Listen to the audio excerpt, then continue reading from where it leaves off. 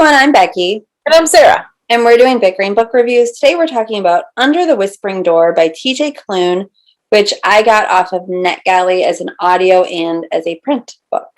So I got the audio off of NetGalley and the eARC off of Edelweiss because I had to switch between the two. Oh, see, it happens. Yeah. So this is an adult fantasy book, and it is about Wallace Price, and he is he is a cold-hearted lawyer, and he is very successful. He's the partner in a very successful law firm, and he just drops over dead. And so at his funeral, where only like 5 people show up, and most of them are kind of like, hey, when can I get out of here? I'm bored. He sees this young woman. She's like early to like 21, 22. And he realizes that she can see and hear him. And he finds out that she is his reaper. And she takes him to this like magical tea shop where he meets Hugo, who is his ferryman. And he interacts with Hugo and May, the reaper, and Hugo's grandfather, Nelson. And he kind of slowly, as he's getting ready to pass on, learns his humanity. And he and Hugo develop feelings, and he's able to help other people cross over. And that's it. That's it. So I was excited to read this because I loved The House in the Cerulean Sea. I agree. And I didn't love this one as much, and I kept trying to think why.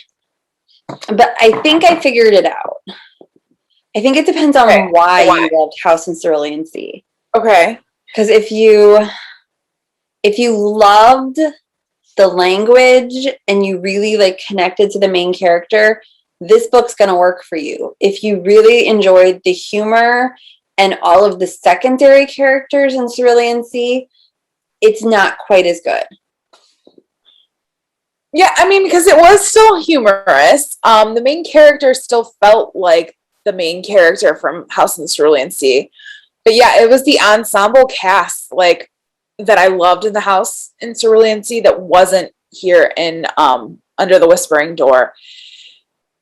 I mean, you can definitely tell that it was written by the same author, but no, it didn't have the same charm as the others. And that was what I was kept thinking, because like House in the Cerulean Sea was very charming, and this book is very straightforward. Because that was, and I didn't think this book was funny. And when I was listening to House in the Cerulean Sea, like I was listening to the audiobook, driving down the expressway, laughing. And there were a couple of parts that I laughed at for this one. Especially the part where the psychic or the medium came in and she was like talking to the spirits. Like that was funny. Yeah. And I think it's like an expectation thing. Like I was expecting something very similar, and it's different. I just wonder if this book was an adult book, whereas there was a crossover with YA on the other one, and I wonder if that's why I wasn't as enraptured with this book as I was with the other one, because it didn't have that YA slant.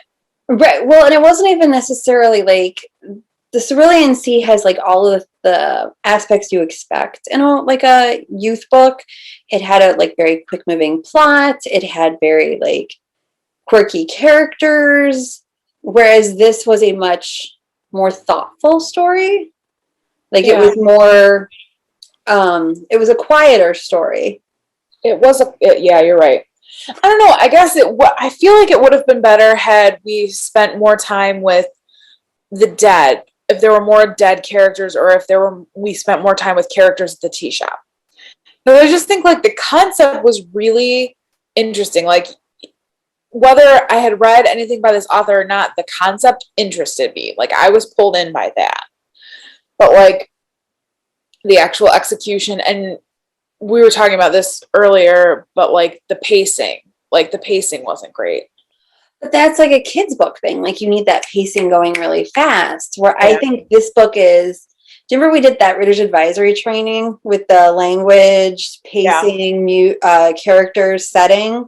Yeah. And I feel like and when we talked about that, like, because we got to go to a training with Nancy Pearl, who's like a huge deal, a librarian, and she talked about how like with adult books, it's language often, and I feel like this book was language, Yeah. and maybe even a little setting, but it was not pacing and characters.